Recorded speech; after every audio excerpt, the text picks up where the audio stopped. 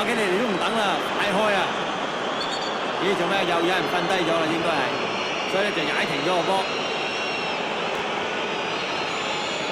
你睇咩事先？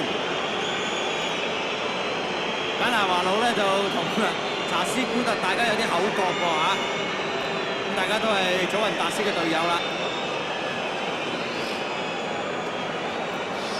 保方亦都係祖雲達斯嘅球員，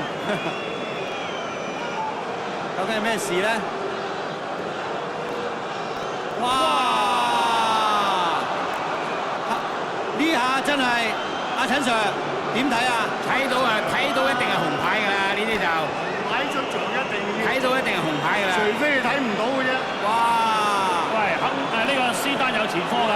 98年決賽周嗰屆咧，佢係試過咧係紅牌出場㗎，所以佢嗰屆都冇打足㗎嚇。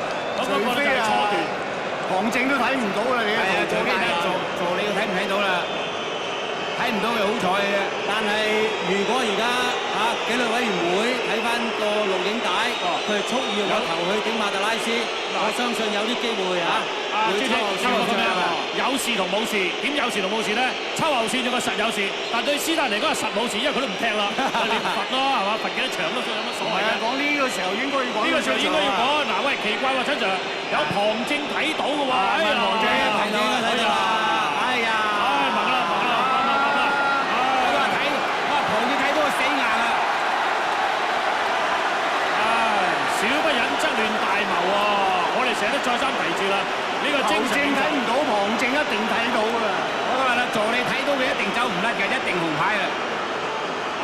冇得拗啊！呢球波係啊，你係蓄意啊嘛，